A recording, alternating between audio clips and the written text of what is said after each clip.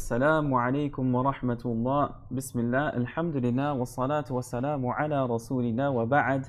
All thanks and praise are due to Allah subhanahu wa ta'ala, and may His peace and blessings be upon His last and final messenger, His family, His companions, and those who follow them until the end of times. Welcome to lesson number 46 of Tafsir al-Jalalayn. Alhamdulillah, yesterday we were able to complete verses 12 through 19 of Surah Al-Nisa. So inshallah today we're going to pick up right where we left off with verse number 20, and I'm going to have our beloved student Abdul Razak recite the page from the Mus'haf first, followed by the first paragraph of the Tafsir, after which I will then translate and comment. So go ahead and start us off for today, Ya Abdul Razak. Bismillah. أعوذ بالله من الشيطان الرجيم وإن أردتم استبدال زوج مكان زوج وآتيتم إحداهن قنطارا فلا تأخذوا منه شيئا أتأخذونه بهتانا وإثما مبينا وكيف تأخذونه وقد أفضى بعضكم إلى بعض وأخذن منكم ميثاقا غليظا ولا تنكحوا ما نكح آباؤكم من النساء إلا ما قد سلف إنه كان فاحشة ومقتا وساء سبيلا حرمت عليكم أمهاتكم وبناتكم وأخواتكم وعماتكم وخالاتكم وبنات الأخ وبنات الأخت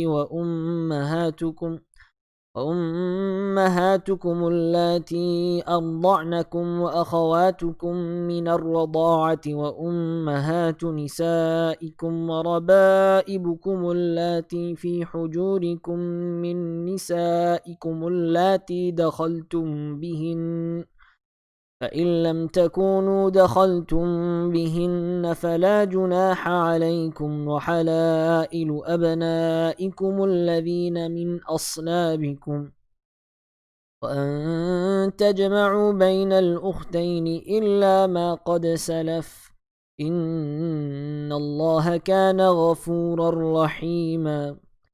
قال الإمام السيوطي رحمه الله: وإن أردتم استبدال زوج مكان زوج أي أخذها بدلها بأن طلقتموها وقد آتيتم إحداهن أي الزوجات قنطارا مالا كثيرا صداقا فلا تأخذوا منه شيئا أتأخذونه بهتانا ظلما وإثما مبينا بينا ونصبهما على الحال والاستفهام للتوبيخ وللإنكار في وكيف تأخذونه أي بأي وجه وقد أفضى وصل بعضكم إلى بعض بالجماع المقرر للمهر وأخذن منكم ميثاقا عهدا غليظا شديدا وهو ما أمر الله به من إمساكهن بمعروف أو تسريحهن بإحسان ولا تنكحوا ما بمعنى من نكح آباؤكم من النساء إلا لكن ما قد سلف من فعلكم ذلك فإنه معفو عنه إنه أي نكاحهن كان فاحشة قبيحا ومقتا سببا للمقت من الله وهو أشد البغض وساء بئس سبيلا طريق ذلك.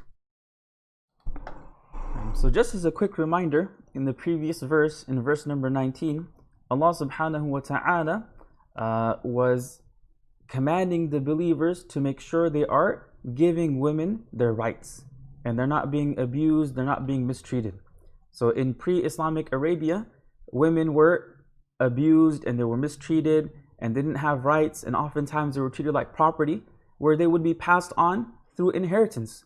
So Allah subhanahu wa ta'ala revealed verses that completely and totally abolished that mindset and ensured that women would be given their proper rights in society. Now here in this verse, in verse number 20, Allah subhanahu wa ta'ala is addressing a particular aspect of marriage.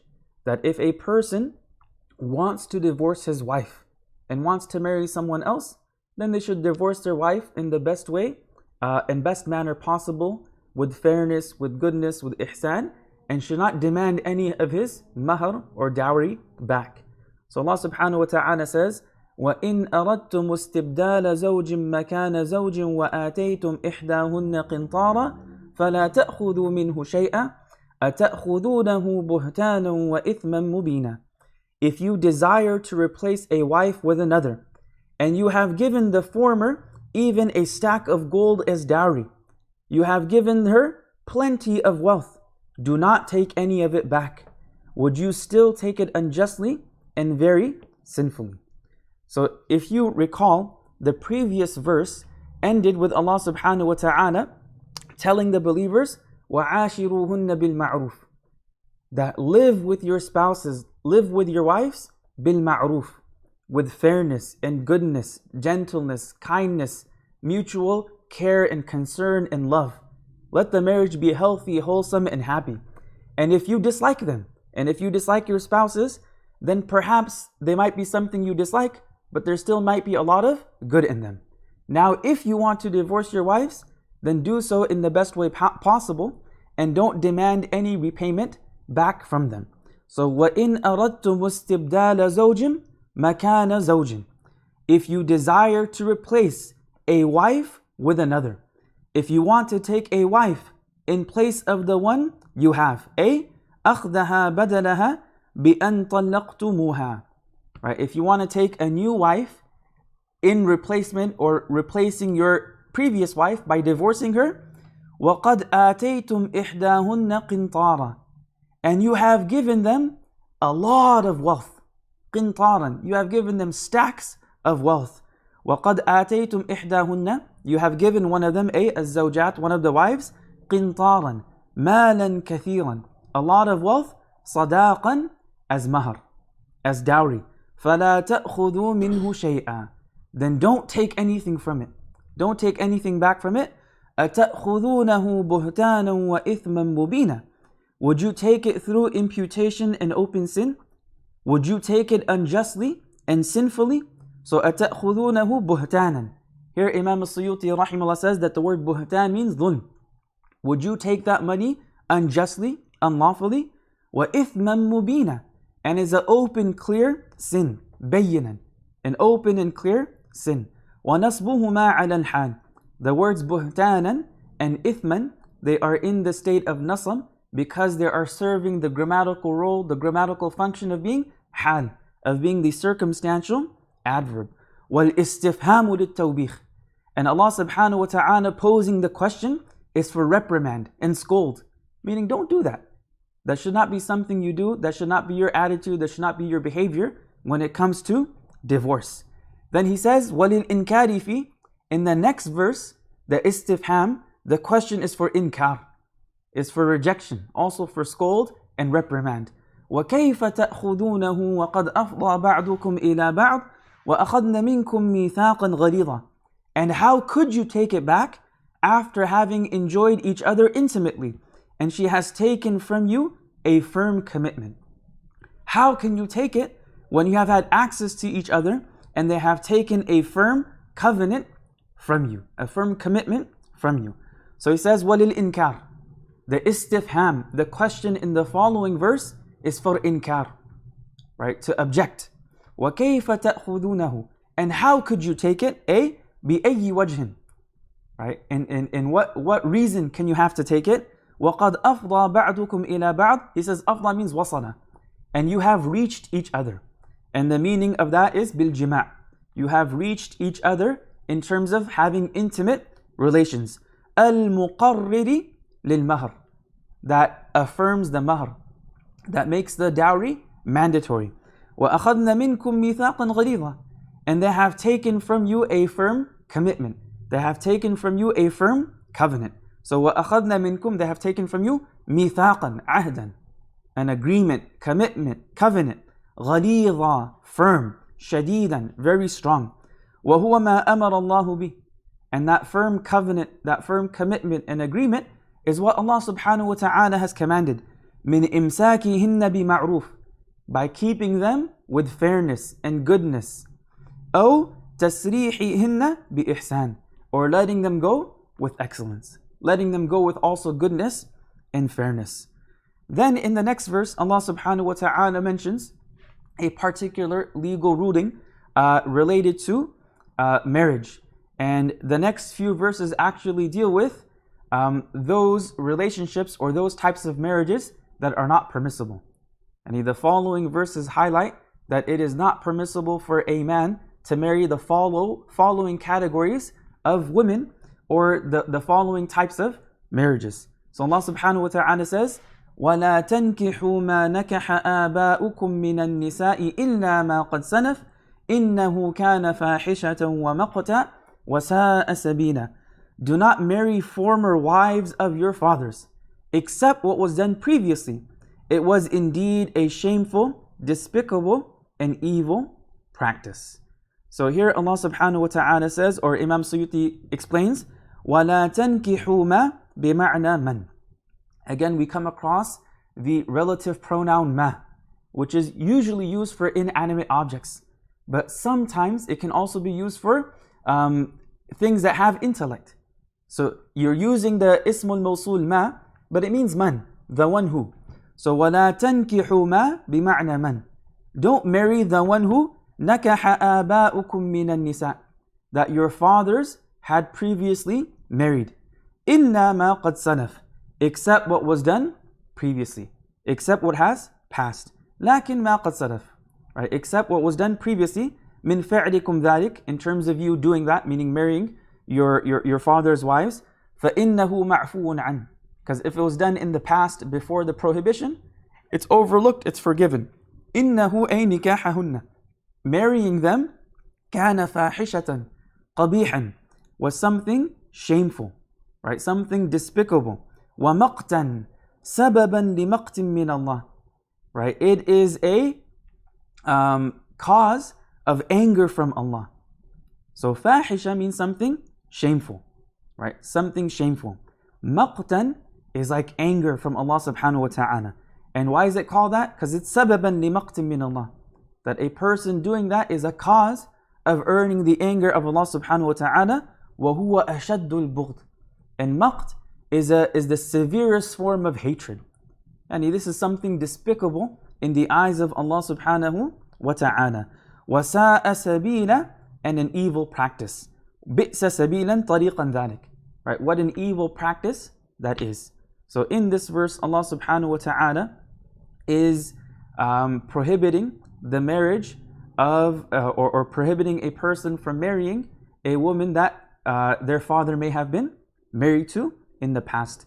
And this was a common practice in pre-Islamic Arabia as well. So again, the Quran is coming, revelation is coming to reform this society and change it, and to get rid of all of these corrupt practices and immoral practices and raise the moral standard of that society. And part of it has to do with the rulings of marriage and the relationships between man and woman. So this practice is being outlawed and this practice is being prohibited. Now in the next verse, Allah subhanahu wa ta'ala highlights those categories of women with whom marriage is not permissible. So go ahead and read the paragraph for us, Ya Abdul Razak. Bismillah. قال رحمه الله: حرمت عليكم أمهاتكم أن تنكحوهن، وشملت الجدات من قبل الأب أو الأم، وبناتكم وشملت بنات الأولاد وإن سفلنا، وأخواتكم من جهة الأب أو الأم، وعماتكم أي أخوات آبائكم وأجدادكم، وخالاتكم أي أخوات أمهاتكم وجداتكم، وبنات الأخ وبنات الأخت، ويدخل فيهن بنات أولادهم، وأمهاتكم اللاتي أرضعنكم قبل استكمال الحولين 5 رضاعات كما بينه الحديث، وأخواتكم من الرضاعة، ويلحق بذلك بالسنة البنات منها وهن من أرضعتهن موطؤته، والعمات والخالات وبنات الأخ وبنات الأخت منها، لحديث يحرم من الرضاع ما يحرم من النسب، رواه البخاري ومسلم. وأمهات نسائكم وربائبكم، جمع ربيبة وهي بنت الزوجة من غيره، التي في حجوركم تربونها، صفة موافقة للغالب فلا مفهوم لها، من نسائكم اللاتي دخلتم بهن أي جامعتموهن، فإن لم تكونوا دخلتم بهن فلا جناح عليكم في نكاح بناتهن إذا فارقتموهن، وحلائل أزواج أبنائكم الذين من أصلابكم بخلاف من تبنيتموهم فلكم نكاح حلائلهم، وأن تجمعوا بين الأختين من نسب أو رضاع بالنكاح، ويلحق بهما بالسنة الجمع بينها وبين عمتها أو خالتها، ويجوز نكاح كل واحدة على الانفراد وملكهما معا ويطأ واحدة، إلا لكن ما قد سلف في الجاهلية من نكاحكم بعض ما ذكر فلا جناح عليكم فيه، إن الله كان غفورا لما سلف منكم قبل النهي رحيما بكم في ذلك. So once again, in this verse, in verse number 23, Allah subhanahu wa ta'ala is highlighting the categories of women with whom marriage is impermissible. So Allah subhanahu wa ta'ala says, حُرِّمَتْ عَلَيْكُمْ أُمَّهَاتُكُمْ وَبَنَاتُكُمْ وَأَخَوَاتُكُمْ وَعَمَّاتُكُمْ وَخَالَاتُكُمْ وَبَنَاتُ الْأَخِ وَبَنَاتُ الْأُخْتِ وَأُمَّهَاتُكُمُ اللَّاتِي أَرْضَعْنَكُمْ وَأَخَوَاتُكُمْ مِنَ الرَّضَاعَةِ وَأُمَّهَاتُ نِسَائِكُمْ وَرَبَائِبُكُمُ اللَّاتِي فِي حُجُورِكُمْ مِن نِسَائِكُمُ اللَّاتِي دَخَلْتُمْ بِهِنَّ. That also forbidden to you for marriage are your mothers, your daughters, your sisters, your paternal and maternal aunts, your brother's daughters, your sister's daughters, your foster mothers, your foster sisters, your mothers-in-law, your stepdaughters under your guardianship, if you have consummated marriage with their mothers. فَإِن لَمْ تَكُونُوا دَخَلْتُمْ بِهِنَّ فَلَا جُنَاحَ عَلَيْكُمْ وَحَلَائِلُ أَبْنَائِكُمُ الَّذِينَ مِنْ أَصْلَابِكُمْ وَأَن تَجْمَعُوا بَيْنَ الْأُخْتَيْنِ إِلَّا مَا قَدْ سَلَفَ إِنَّ اللَّهَ كَانَ غَفُورًا رَحِيمًا. But if you have not, then you can marry them, nor the wives of your own sons, nor two sisters together at the same time, except what was done previously. Surely Allah is all forgiving, most merciful. So Imam al-Suyuti rahimullah clarifies and explains, حُرِّمَتْ عَلَيْكُمْ أُمَّهَاتُكُمْ. Prohibited for you are your mothers. Forbidden to you for marriage are your mothers. أَن تَنْكِحُوهُنْ. So if we translate literally, حُرِّمَتْ عَلَيْكُمْ أُمَّهَاتُكُمْ. Your mothers are unlawful for you. أَن تَنْكِحُوهُنَّ. To marry them. وَشَمَلَتِ الْجَدَّاتِ مِنْ قِبَلِ الْأَبِ أَوِ الْأُمِّ. And this includes grandmothers from the paternal side and the maternal side. وَبَنَاتُكُمْ. And your daughters are unlawful for you. Your daughters. وَشَمَلَتْ بَنَاتِ الْأَوْلَادِ وَإِنْ سَفَلْنَ. And this includes the daughters of your children, however low it goes, meaning your granddaughters, your great-granddaughters, etc. وَأَخَوَاتُكُمْ. And your sisters, مِنْ جِهَةِ الْأَبِ أَوِ الْأُمِّ. Right? Whether they're your full sister or they're your half-sister, meaning you share the same father, the same mother, or you have the same mother and father. Right? All three categories of sisters. وَعَمَّاتُكُمْ. Your paternal aunts. أَخَوَاتُ آبَائِكُمْ وَأَجْدَادِكُمْ. The sisters of your fathers and your grandfathers. وَخَالَاتُكُمْ. Your maternal aunts. أَخَوَاتُ أُمَّهَاتِكُمْ وَجَدَّاتِكُمْ. The sisters of your mothers and your grandmothers. وَبَنَاتُ الْأَخِ. The daughters of your brothers. وَبَنَاتُ الْأُخْتِ. And the daughters of your sisters, meaning your nieces. وَيَدْخُلُ فِيهِنَّ بَنَاتُ أَوْلَادِهِمْ. And included within this prohibition are the daughters of their children as well. وَأُمَّهَاتُكُمُ اللَّاتِي أَرْضَعْنَكُمْ. And the mothers who nursed you. Right? And your mothers who suckled you, meaning the mothers who nursed you. So your foster mothers. قَبْلَ اسْتِكْمَالِ الْحَوْلَيْنِ. Then Imam al-Suyuti clarifies that in order for a woman to be considered your foster mother, your mother through nursing, she would have had to have nursed you as a child before you were 2 years old. خَمْسَ رَضَعَاتٍ. Right? 5 instances of suckling. كَمَا بَيَّنَهُ الْحَدِيثِ. As is explained by the hadith. Now this is the position of Imam al-Shafi'i rahimahullah. According to Imam Abu Hanifa rahimahullah, that it's same thing in terms of the time period. It has to be done before the child reaches 2 years of age. But according to the Hanafis, even if they took one sip, just one suckle, then that relationship is established. And she'll be considered his foster mother, or his mother through suckling, or his mother through nursing. So here Imam Suyuti says, قَبْلَ اسْتِكْمَالِ الْحَوْلَيْنِ. And أَرْضَعْنَكُمْ. They suckled you, they nursed you before the completion of 2 years, before you reach the age of 2. خَمْسَ رَضَعَاتٍ. Right? 5 times, 5 sucklings. كَمَا بَيَّنَهُ الْحَدِيثِ. As is explained by a particular hadith. وَأَخَوَاتُكُمْ مِنَ الرَّضَاعَةِ. And your foster sisters. Right? Your foster sisters, which refers to, let's see, your foster sisters, which means your sisters through suckling. Right? Your sisters through suckling. وَيُلْحَقُ بِذَلِكَ بِسُنَّةِ الْبَنَاتُ مِنْهَا. And connected with that or associated with that or attached to that is the daughters through suckling as well, right? Through the sunnah of the Prophet ﷺ. وَهُنَّ مَنْ أَرْضَعَتْهُنَّ مَوْطُؤَتُهُ. And they are the ones that were suckled by basically the man's wife. وَالْعَمَّاتُ وَالْخَالَاتُ وَبَنَاتُ الْأَخِ وَبَنَاتُ الْأُخْتِ مِنْهَا. And also included in this prohibition are the paternal aunts, the maternal aunts, the daughters of the brother, the daughters of the sister, minha, meaning min al-rada'a.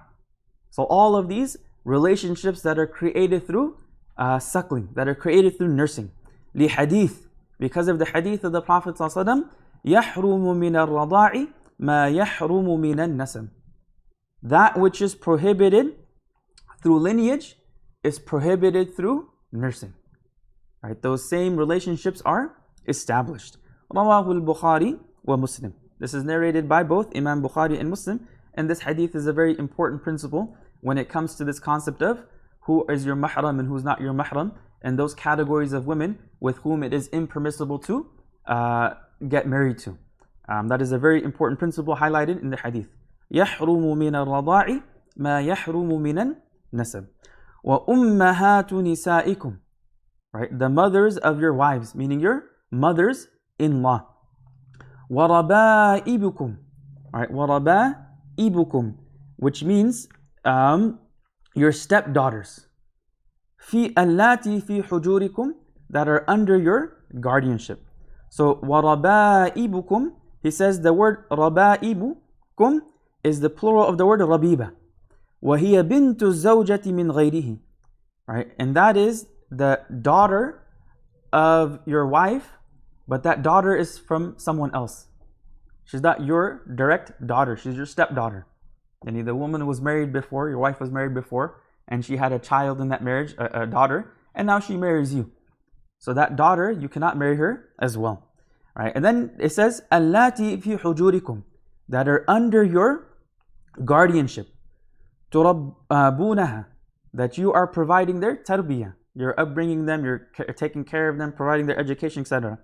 Then he highlights that this construction here, allati fi hujurikum, is an adjective for rabaibukum. Right? This is the sifa, this is an adjective. But sifatun muwafaqatun lil ghalib. Right? This is an adjective that's describing normal circumstances. That happens the majority of the time. That the majority of the time when you marry a woman and she has a daughter, she comes under your care and guardianship and protectorship as well. فَلَا مَفْهُومَ لَهَا. So he's saying that this is not necessarily a condition. Right? Yani there's no mafhum al-mukhaf, meaning if they're not in your guardianship, it doesn't mean you can marry them. If they're under your guardianship or not, you cannot marry them, period.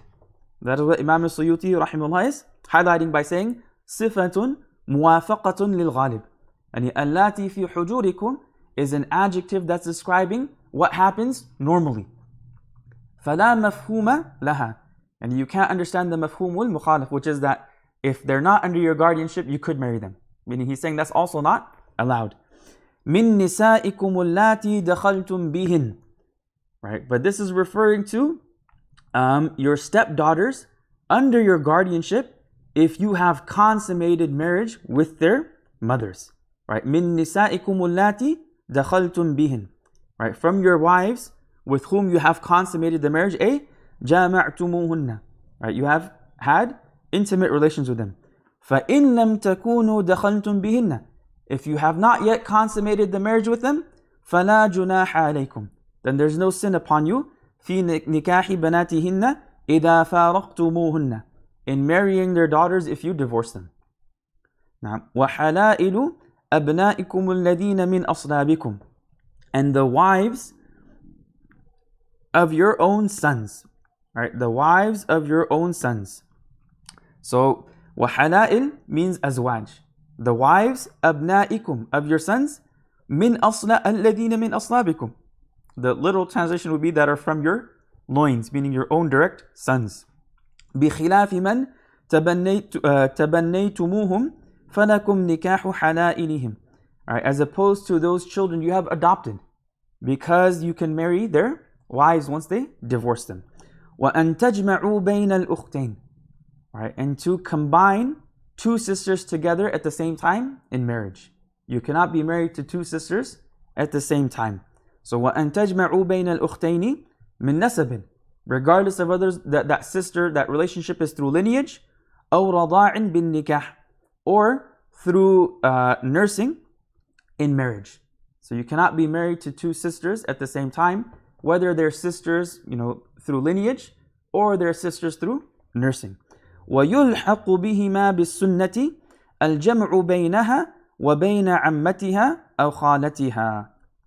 And attached to this ruling, right? Attached to this ruling of not combining between two sisters in marriage, through the sunnah, is combining between a woman and her paternal aunt. You cannot be married to a woman and her paternal aunt at the same time. أَوْ خَالَتِهَا, and you cannot be married to a woman and her maternal aunt at the same time. وَيَجُوزُ نِكَاحُ كُلِّ وَاحِدَةٍ عَلَى الْإِنْفِرَادِ. But you can marry each of them individually. Right? You can be married to a particular woman, and then if you were to divorce her, then later on you could be married to her aunt or her paternal aunt, etc. وَمِلْكُهُمَا مَعًا وَيَطَأُ وَاحِدَةً. Right? وَمِلْكُهُمَا مَعًا, that you can own both of them at the same time if they're slaves, but then you can only have intimate relations with one of them. إِلَّا لَكِنْ مَا قَدْ سَلَفْ, except what was done previously. And before these prohibited categories, if someone had got married to it, except before what was done previously, مَا قَدْ سَلَفْ فِي الْجَاهِلِيَّةِ, during the times of ignorance, مِن نِكَاحِكُمْ بَعْضَ مَا ذُكِرَ, right, in terms of marrying some of those categories that were mentioned. فَلَا جُنَاحَ عَلَيْكُمْ فِيهِ, then there will be no sin upon you because you did it before the prohibition. إِنَّ اللَّهَ كَانَ غَفُورًا رَحِيمًا. إِنَّ اللَّهَ كَانَ غَفُورًا, right, surely Allah is all forgiving. لِمَا سَلَفَ مِنْكُمْ قَبْلَ النَّهِي, of what occurred from you previously before the prohibition. رَحِيمًا, very merciful. بِكُمْ فِي ذَلِكَ, He is very merciful with you regarding that. So this entire passage, right, this entire verse number 23, is an important verse in Babul Nikah, when it comes to fiqh, when it comes to Islamic jurisprudence and the rulings related to nikah and marriage. So this highlights the categories of women with whom it is impermissible to get married to. And it is impermissible to get married to any of these women that have been highlighted in this particular verse.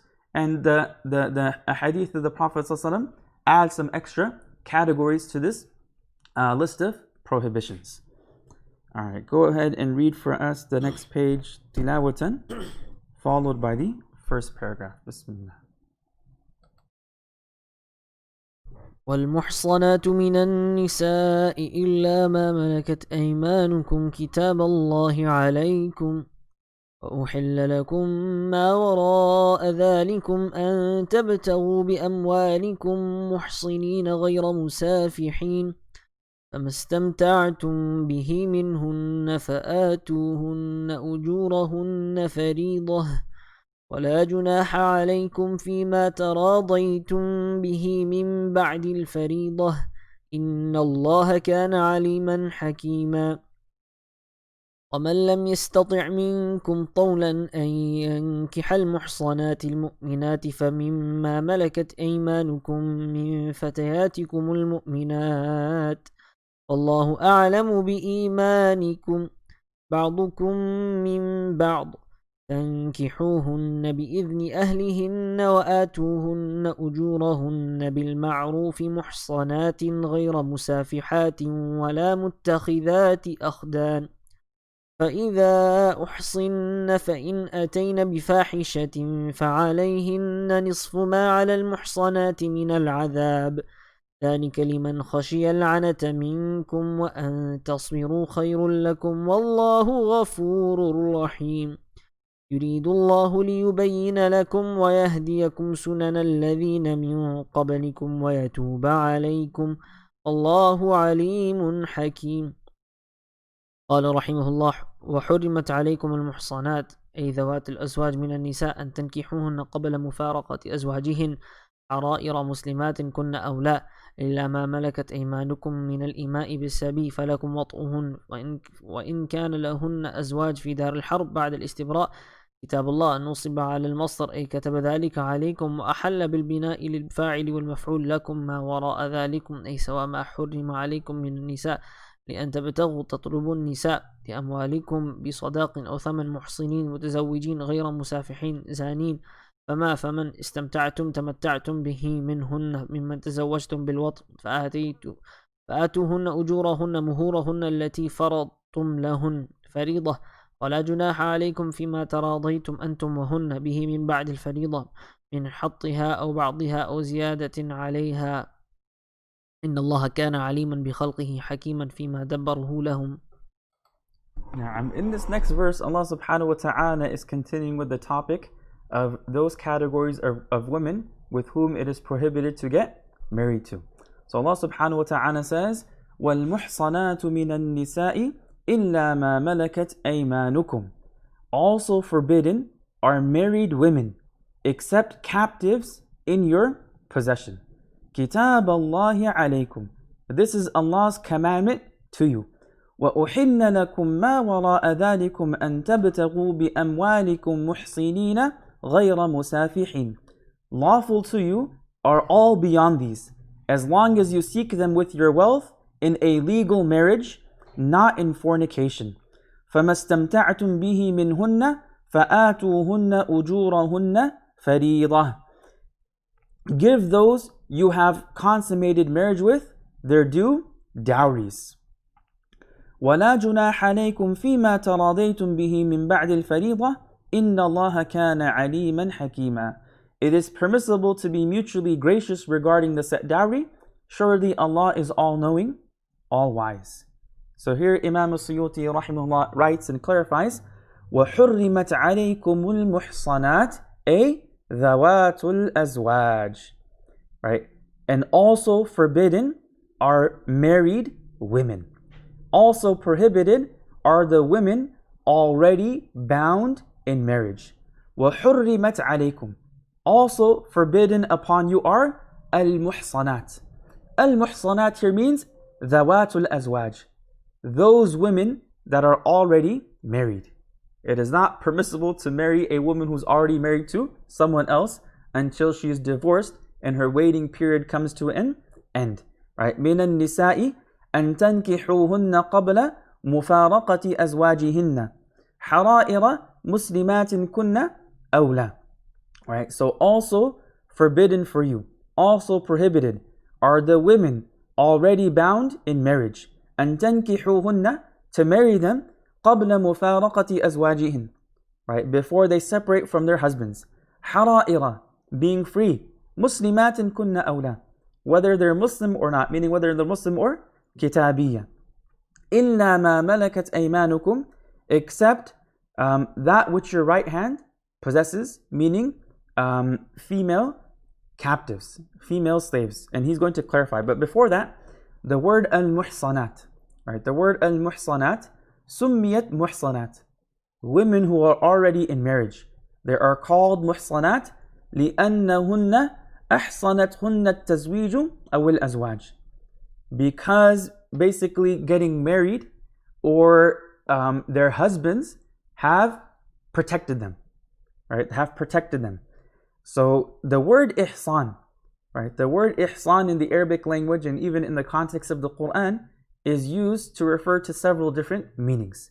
So some of the commentators highlight وَعْلَمْ أَنَّ الْإِحْصَانَ يُطْلَقُ عَلَى التَّزَوُّجِ.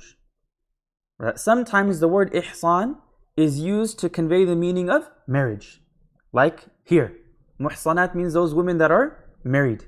وَعَلَى الْحُرِّيَّةِ, sometimes it is used to convey the meaning of being free. وَعَلَى الْإِسْلَامِ, right? Sometimes it's used to convey the meaning of being Muslim.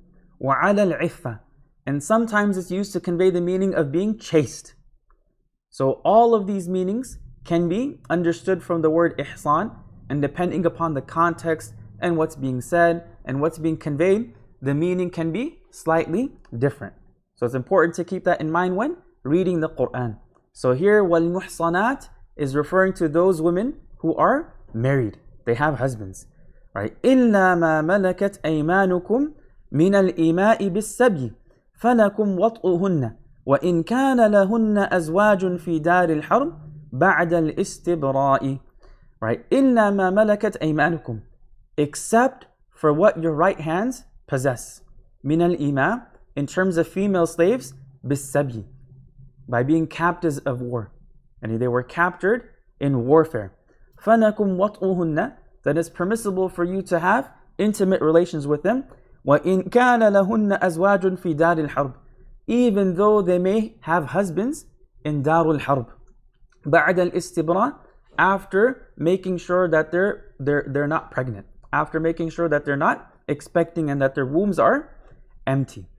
Right? And basically, according to the Sharia, once the female has been captured during the time of war, right? When there was Darul Harb and Darul Islam in the past, then the fact that they were in separate dars would automatically bring the marriage to an end. So that marriage that they had previously was broken. So that would be permissible to have relations with them. Right? Then Allah subhanahu wa ta'ala says, Kitab Allahi alaykum. This is Allah's commandment to you. It has been written by Allah for you. So Kitab Allah, he says the word Kitab here, nusiba ala al-masdar. It is in the state of nasab, it is mansub, because it's the masdar, meaning maf'ul mutlaq. A meaning, kataba dhalik. Right? Kataba Allahu dhalika kitab Allah. Allah subhanahu wa ta'ala has ordained, He has prescribed, He has commanded this for you. Right? Meaning all of these rulings with respect to marriage, it has been prescribed and commanded by Allah subhanahu wa ta'ala. Then he says, وَأَحَلَّ. Right? وَأَحَلَّ. Here Imam al-Suyuti rahimahullah is using a different qira'ah. He's using the recitation or the qira'ah where the verb is being recited in the active voice. بِالْبِنَاءِ لِلْفَاعِلِ. Right? It is being used in the active voice. وَالْمَفْعُولِ. But it can also be recited in the passive voice, which is what we are accustomed to because that is the qira'ah of Hafs and Asim. We say, وَأُحِلَّ لَكُمْ. And Imam Suyuti is choosing to use وَأَحَلَّ لَكُمْ, but the meaning is the same essentially. That وَأَحَلَّ لَكُمْ, meaning Allah has made permissible for you. أُحِلَّ لَكُمْ, it has been made permissible for you. مَا وَرَاءَ ذَلِكُمْ. Right, lawful to you are all beyond these. Meaning it is permissible for you to get married to women beyond these categories that have been highlighted and specifically mentioned as being prohibited. So وَأُحِلَّ لَكُمْ مَا وَرَاءَ ذَلِكُمْ أي سِوَى مَا حُرِّمَ عَلَيْكُمْ مِنَ النِّسَاءِ. Right, it is permissible for you to marry everything beyond this. All women except these have been permitted for you to seek in marriage. Right, so وَأُحِلَّ لَكُمْ مَا وَرَاءَ ذَلِكُمْ أي سِوَى مَا حُرِّمَ عَلَيْكُمْ مِنَ النِّسَاءِ لِأَن تَبْتَغُوا تَطْلُبُوا النِّسَاءِ بِأَمْوَالِكُمْ بِصَدَاقٍ أَوْ ثَمَنٍ. Right, so lawful to you are all beyond these as long as you seek them with your wealth. Right, أَن تَبْتَغُوا, you seek them. تَطْلُبُوا النِّسَاءِ, right, you seek women بِأَمْوَالِكُمْ, with your wealth. What does that mean? بِصَدَاقٍ, by giving mahr, through marriage. And once you enter into that nikah contract, they are entitled to mahr. أو ثمن. Thaman here would be in the case of purchasing a female slave then. محسنين, متزوجين. Right, متزوجين meaning through marriage, or it could also be through ownership. غير مسافحين زانين, not through unlawful intimate relations. So lawful to you are all beyond these categories as long as you seek them with your wealth in a legal marriage, not in fornication.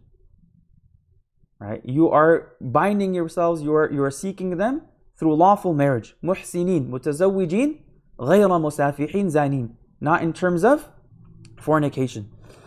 فمن استمتعتم تمتعتم بهن منهن فآتوهن أجورهن فريضة. Right? So to those of them whose company you have enjoyed, give their dues as obligated. So faman. Here again Imam Suyuti highlights that the word ma is being used to convey the meaning of man. Istamta'tum bihi. right? Whoever's company you have enjoyed. تَمَتَّعْتُمْ بِهِ مِنْهُنَّ, right? Out of the women, whoever's company you have enjoyed. مِمَّنْ تَزَوَّجْتُمْ بِالْوَطِي, in terms of whom you have gotten married to, right? In terms of who you are married to through having intimate relations. فَآتُوهُنَّ أُجُورَهُنَّ, then give them their dowry, give them their mahr. مُهُورَهُنَّ الَّتِي فَرَضْتُمْ لَهُنَّ, right? Give them their mahr that you have agreed upon. فَرِيضَةً, that is due to them, right? وَلَا جُنَاحَ عَلَيْكُمْ فِيمَا تَرَاضَيْتُمْ بِهِ مِنْ بَعْدِ الْفَرِيضَةِ, and it is permissible to be mutually gracious regarding the set dowry. There is no sin on you in what you mutually agree upon after the initial agreement. So وَلَا جُنَاحَ عَلَيْكُمْ فِيمَا تَرَاضَيْتُمْ أَنْتُمْ وَهُنَّ, right? There's no sin upon you, there's no blame upon you for what both of you have agreed upon mutually. مِنْ بَعْدِ الْفَرِيضَةِ, right? After the agreed upon dowry. مِنْ حَطِّهَا, and in terms of lowering some of it. أو بعضها, or a portion of it. أو زيادة عليها, or even giving more. Right, that's up to husband and wife. So again, before entering into a nikah, before entering into a marriage contract, both the husband and wife to be should agree upon a mahr. There should be an agreed upon amount. And once they get married and they consummate the marriage, she is entitled to that full amount. But through mutual agreement, she can decide to forgive it if she wants. She can decide to forgive a portion of it, or he can even agree to give more. It's up to their mutual agreement. إِنَّ اللَّهَ كَانَ عَلِيمًا بِخَلْقِهِ, truly Allah subhanahu wa ta'ala is all-knowing of His creation. حَكِيمًا, all-wise. فِيمَا دَبَّرَهُ لَهُمْ, in terms of what He has organized and set for them, or set in place for them, in terms of all of these legal rulings and injunctions. Alright, go ahead and read the next paragraph for us. Bismillah. قال رحمه الله: ومن لم يستطع منكم طول أي غنى لأن ينكح المحصنات الحرائر المؤمنات وجرج على الغالب فلا مفهوم له فيما ملكت إيمانكم ينكحوا من فتياتكم المؤمنات والله أعلم بإيمانكم فاكتفوا بظاهره وكلوا السرائر إليه فإنه لعالم بتفاصيلها ورب أمة تفضل الحرة فيه.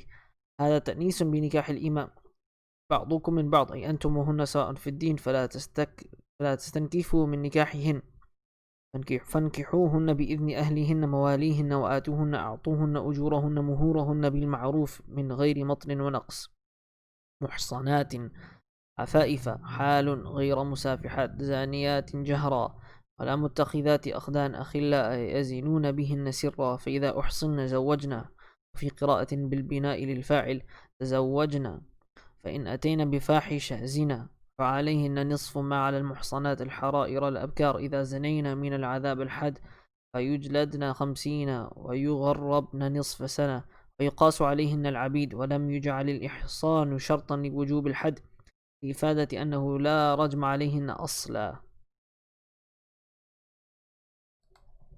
In this next verse, Allah subhanahu wa ta'ala is continuing with the topic of marriage, particularly with whom marriage is permissible and impermissible. So Allah subhanahu wa ta'ala tells us, وَمَنْ لَمْ يَسْتَطِعْ مِنْكُمْ طَوْلًا أَنْ يَنْكِحَ الْمُحْصَنَاتِ الْمُؤْمِنَاتِ فَمِمَّا مَلَكَتْ أَيْمَانُكُمْ مِنْ فَتَيَاتِكُمُ الْمُؤْمِنَاتِ. But if any of you cannot afford to marry a free believing woman, then let him marry a believing bondwoman possessed by one of you. Allahu a'lamu bi-imanikum ba'dukum min ba'd. Allah knows best the state of your faith and theirs. You are from one another. فَانْكِحُوهُنَّ بِإِذْنِ أَهْلِهِنَّ وَآتُوهُنَّ أُجُورَهُنَّ بِالْمَعْرُوفِ مُحْصَنَاتٍ غَيْرَ مُسَافِحَاتٍ وَلَا مُتَّخِذَاتِ أَخْدَانٍ. So marry them with the permission of their owners, giving them their dowry in fairness, if they are chaste, neither promiscuous nor having secret affairs. فَإِذَا أُحْصِنَّ فَإِنْ أَتَيْنَ بِفَاحِشَةٍ فَعَلَيْهِنَّ نِصْفُ مَا عَلَى الْمُحْصَنَاتِ مِنَ الْعَذَابِ. If they commit indecency after marriage, they receive half the punishment of free women. Alright, so Imam As-Suyuti, or at least the editor of this particular version of Jalalayn, he ends the paragraph with this portion of the verse. So we'll go through the tafsir of that and then we'll look at the next paragraph. So Imam As-Suyuti rahimahullah writes, وَمَنْ لَمْ يَسْتَطِعْ مِنْكُمْ طَوْلًا أي غِنًى لِأَنْ يَنْكِحَ الْمُحْصَنَاتِ الْمُؤْمِنَاتِ. But if any of you cannot afford to marry a free believing woman, if one cannot afford to marry the free Muslim women, so وَمَنْ لَمْ يَسْتَطِعْ مِنْكُمْ طَوْلًا, he says طَوْلًا means a غِنًى, right? Whoever is unable to afford. So we can translate طَوْلًا as غِنًى, having financial ability, right? غِنًى, to do what? لِأَنْ يَنْكِحَ الْمُحْصَنَاتِ, to marry al-muhsanat. And here he says the word ihsan means hurriya, being free. As opposed to at the beginning of the juz, the word muhsanat meant being married. So again, context can change the meaning of this particular word. So an yankiha al-muhsanat al-hara'ir, free al-mu'minat. So if any of you cannot afford to marry a free believing woman, or to marry the free Muslim or believing women, then he says huwa jaryun ala al-ghalib. And again, this is jaryun ala al-ghalib, meaning al-mu'minat is sifa for muhsanat. Right? The word al-mu'minat is the adjective of the word muhsanat. وَهُوَ جَرْيٌ عَلَى الْغَالِبِ. And Allah subhanahu wa ta'ala is mentioning this, جَرْيٌ عَلَى الْغَالِبِ, meaning the vast majority of the time, Muslim men and believing men are going to marry believing women. فَلَا مَفْهُومَ لَهُ. So the opposite will not be understood. That you can, that if you don't have طولا, then you can marry muhsanat that are mu'minat. Meaning, because it's permissible to marry muhsanat from mu'minat and also ahlul kitab as well. So he's just highlighting that. فَمِمَّا مَلَكَتْ أَيْمَانُكُمْ مِنْ فَتَيَاتِكُمُ الْمُؤْمِنَاتِ. So if any of you cannot afford to marry a free believing woman, then let him marry a believing bondwoman possessed by one of you. Then he may marry the one you people own of your Muslim girls. فَمِمَّا مَلَكَتْ أَيْمَانُكُمْ يَنْكِحُ. Then marry, right? مِمَّا مَلَكَتْ أَيْمَانُكُمْ مِنْ فَتَيَاتِكُمُ الْمُؤْمِنَاتِ. Right? Then let him marry a believing bondwoman possessed by one of you. Right? Then he may marry the one you people own of your Muslim girls. Meaning, if you're unable to afford a free woman because her dowry might be higher, then go ahead and get married to a slave. Right? And it's permissible to get married to a slave woman who's owned by someone else. Right? You cannot marry your own slave, but if someone else has a slave and you are not married to a free woman, then it's permissible for you to get married to that slave as well. So فَمِمَّا مَلَكَتْ أَيْمَانُكُمْ يَنْكِحُ مِنْ فَتَيَاتِكُمُ الْمُؤْمِنَاتِ وَاللَّهُ أَعْلَمُ بِإِيمَانِكُمْ. Allah knows best the state of your faith. Right? Allah knows best about your iman. فَاكْتَفُوا بِظَاهِرِهِ. So suffice with what is apparent. Right? In terms of iman, we can only judge based off what's apparent. A person says they believe in Allah, they say the kalima, they pray, they fast, then we accept them as Muslims. وَكِلُوا السَّرَائِرَ إِلَيْهِ. And relegate the secrets, meaning what's inside of their hearts, to Allah subhanahu wa ta'ala. So here Imam As-Suyuti is highlighting a very, in a very brief manner, how we treat people with respect to deen in this world. If a person says they're Muslim, and they say the shahada, and they pray and they fast, then we acknowledge and recognize them as Muslims. What's really inside of their hearts, Allah knows best. So وَكِلُوا السَّرَائِرْ إِلَيْهِ. Right? Relegate the secrets, meaning what's inside their hearts, to Allah subhanahu wa ta'ala. فَإِنَّهُ الْعَالِمُ بِتَفَاصِيلِهَا. Because Allah subhanahu wa ta'ala knows best regarding its details. وَرُبَّ أَمَةٍ تَفْضُلُ الْحُرَّةَ فِيهِ. And perhaps a slave woman is better than a free woman with respect to their iman. And again, a person's social status has nothing to do with their nobility and their honor. Nobility and honor come from a person's taqwa, come from a person's relationship with Allah subhanahu wa ta'ala. Inna akramakum indallahi atqakum. So it could be that slave woman is more righteous and has a stronger iman than a free woman. وَهَذَا تَأْنِيسٌ بِنِكَاحِ الْإِمَةِ. And Allah subhanahu wa ta'ala is saying this, تَأْنِيسٌ بِنِكَاحِ الْإِمَةِ, right? To create some sort of uns, yani familiarity with marrying slave women, to show that there's nothing wrong with it. بَعْضُكُم مِّن بَعْضٍ, right? بَعْضُكُم مِّن بَعْضٍ. You are from one another. You are similar to each other. أي أنتم وهن سواء في الدين. You are equal in terms of deen. You're both believers. You both believe in Allah and the Messenger and the last day. فَلَا تَسْتَنْكِفُوا مِن نِكَاحِهِنْ. So don't think that marrying them is some sort of disgrace and dishonor. فَانْكِحُوهُنَّ بِإِذْنِ أَهْلِهِنْ. So marry them with the permission of their owners. مواليهن. Right? Marry them with the permission of their owners. وَآتُوهُنَّ أَعْطُوهُنَّ أُجُورَهُنْ مُهُورَهُنْ. And give them their mahr. Right? آتُوهُنَّ, he clarifies, means أعطوهن, give them. أُجُورَهُنَّ مُهُورَهُنَّ, give them their dowries. بِالْمَعْرُوفِ, with fairness, with goodness. مِنْ غَيْرِ مَطْلٍ وَنَقْصٍ, without any delay and without any deficiency. مُحْصَنَاتٍ عَفَائِفٍ. Now again we come across the word muhsanat, but here it has a different meaning. It has the meaning of being iffa, being chaste. So far at the beginning of juz number 5, right, the word muhsanat has been used 3 times now. The first time it's referring to women who are married. The second time it's referring to women who are free. And the third time it's referring to women who are chaste. And he says that grammatically speaking, this is hal. It's a circumstantial adverb. غَيْرَ مُسَافِحَاتٍ. That when you marry these slave women, marry them that they are chaste. Right? They should be, if they are chaste, and غَيْرَ مُسَافِحَات, they're not promiscuous. Right? They are not promiscuous. For some reason I'm saying that word wrong perhaps. Yani it means zaniyatin jahran, that they're openly committing zina. وَلَا مُتَّخِذَاتِ أَخْدَانٍ, nor having secret affairs. Right? Nor having paramours. Yani they're not having secret affairs. أَخِلَّا يَزْنُونَ بِهِنَّ سِرًّا. Yani they have friends that they commit zina with secretly.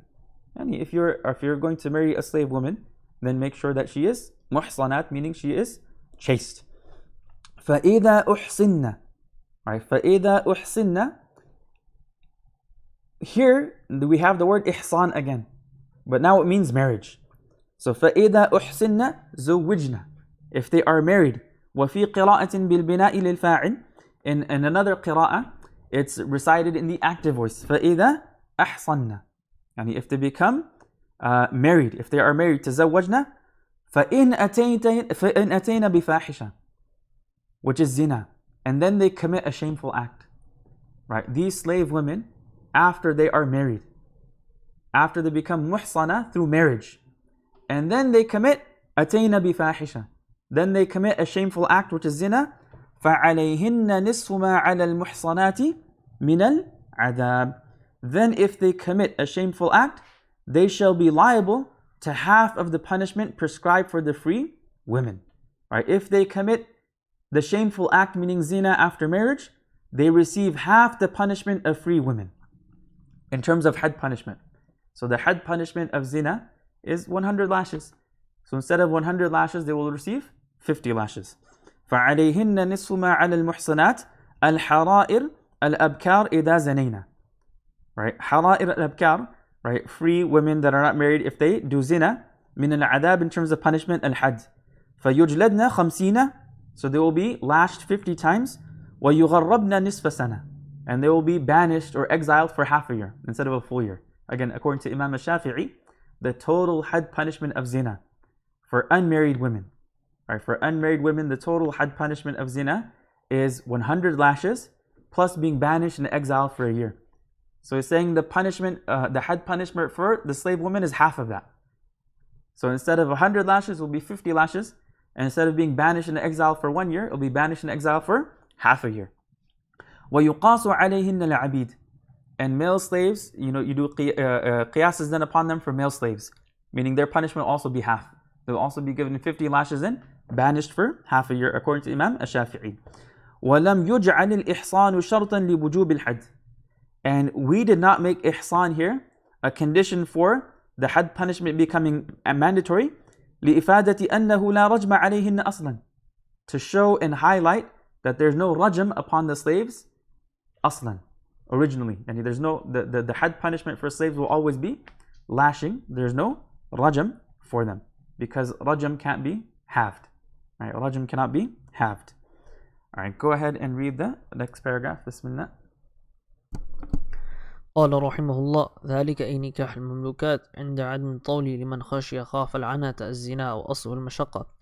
سمي به الزنا لأنه سببها بالحد في الدنيا والعقوبة في الآخرة، منكم بخلاف من لا يخافه من الأحرار فلا يحل له نكاحها، وكذا من استطاع الطول حرة. وعليه شافعي وخرج بقوله من فتياتكم المؤمنات الكافرات فلا يحل له نكاحها ولو عدم وخاف، وأن تصبروا عن نكاح المملوكات خير لكم لأن لا يصير الولد رقيقا، والله غفور رحيم بالتوسعة في ذلك. نعم. So this is the conclusion of verse number 25, where Allah subhanahu wa ta'ala says, ذَلِكَ لِمَنْ خَشِيَ الْعَنَةَ مِنْكُمْ وَأَن تَصْبِرُوا خَيْرٌ لَكُمْ وَاللَّهُ غَفُورٌ رَحِيمٌ. Right, this is for those of you who fear falling into sin. But if you are patient, it is better for you. And Allah is all forgiving, most merciful. ذَلِكَ أي نِكَاحُ الْمَمْلُوكَاتِ عِنْدَ عَدَمِ الطَّوْلِ. ذَلِكَ, right, that, meaning that ruling that has been mentioned, which is what? Marrying slave women. Right, marrying slave women when one doesn't have the ability to afford marrying a free woman. So marrying a slave woman, عند عدم الطول, when someone doesn't have the ability, or someone cannot afford to marry a free woman, لمن خشي العنة منكم, is for the one who fears falling into sin. So لمن خشي خاف, for the one who fears العنة. العنة means zina here. Imam Suyuti says al-anat, which is sin, it means zina. So for the one who fears falling into zina, then they can marry slave women if they're unable to afford marrying a free woman. وَأَصْلُهُ الْمَشَقَّةِ. He's saying the original meaning of anat is difficulty. سُمِّيَ بِهِ الزِّنَا. Zina has been called anat لِأَنَّهُ سَبَبُهَا. Right? Because the anat is the cause, or because zina is the cause of it.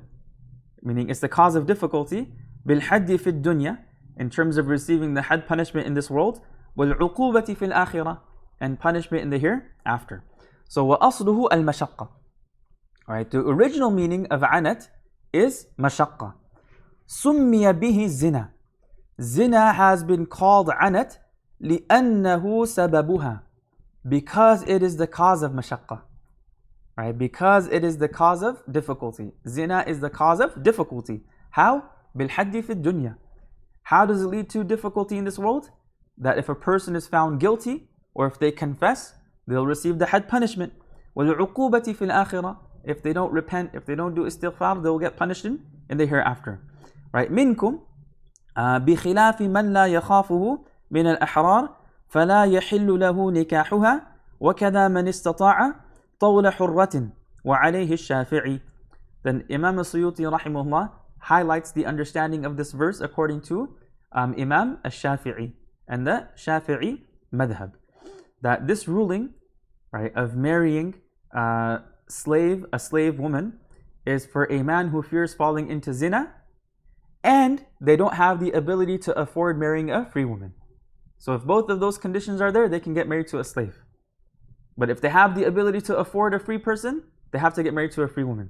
Or if they don't fear falling into zina, then they need to remain patient. Whereas the Hanafis say that, no, under both circumstances, it's still permissible to marry a slave woman. Alright, so بِخِلَافِ مَنْ لَا يَخَافُهُ مِنَ الْأَحْرَارِ. Right, as opposed to the one who does not fear falling into zina amongst free men. فَلَا يَحِلُّ لَهُ نِكَاحُهَا. Then marrying the slave woman would not be permissible for him. وَكَذَا, similarly, مَنِ اسْتَطَاعَ طَوْلَ حُرَّةٍ. Similarly, the one who is able to afford marrying a free woman. It's not permissible for him to marry a slave woman. وَعَلَيْهِ الشَّافِعِي. That is the opinion of Imam al-Shafi'i. وَخَرَجَ بِقَوْلِهِ مِنْ فَتَيَاتِكُمُ الْمُؤْمِنَاتِ الْكَافِرَاتِ. And by saying مِنْ فَتَيَاتِكُمُ الْمُؤْمِنَاتِ, right, Allah subhanahu wa ta'ala is excluding الكافرات, non-believing women. فلا يحل له نكاحها ولو عدم وخاف. So it's not permissible for him to marry the kafirat ولو عدم, meaning if they don't have the ability to afford, وخاف, and they fear falling into zina. But again, that is the opinion of Imam al-Shafi'i. The Hanafis would say that kafirat, yani ahlul kitab, it would still be permissible to marry them. وَأَن تَصْبِرُوا, but to have sabr, خَيْرٌ لَكُمْ, is better for you. Alright, وَأَن تَصْبِرُوا عَن نِكَاحِ الْمَمْلُوكَاتِ. Alright, to have sabr in terms of not getting married to slave women under these two conditions, of not being able to afford marriage with a free woman, or of fearing falling into zina. وَأَن تَصْبِرُوا, to be patient, خَيْرٌ لَكُمْ, is better for you. لِأَلَّا يَصِيرَ الْوَلَدُ رَقِيقًا, so that your child is not born as a slave, or that your child does not become a slave. وَاللَّهُ غَفُورٌ رَحِيمٌ, and Allah subhanahu wa ta'ala is the most forgiving, the most merciful, بِالتَّوْسِعَةِ فِي ذَلِكَ, by giving leeway in with respect to that. So we are just about out of time. Actually, we are out of time for today, and this is a good place for us to stop, because the subject matter is now going to change. So alhamdulillah, we reached the end of verse number 25. May Allah subhanahu wa ta'ala accept this from us. May He place it on our scale of good deeds on the Day of Judgment. May Allah subhanahu wa ta'ala make us all amongst the people of the Quran, and may the Quran be a proof for us and not a proof against us. Inshallah, in our next lesson, we will start with verse number 26. وصلى اللهم على نبينا مولانا محمد وعلى آله وصحبه وسلم. جزاكم الله خيرا والسلام عليكم ورحمة الله وبركاته.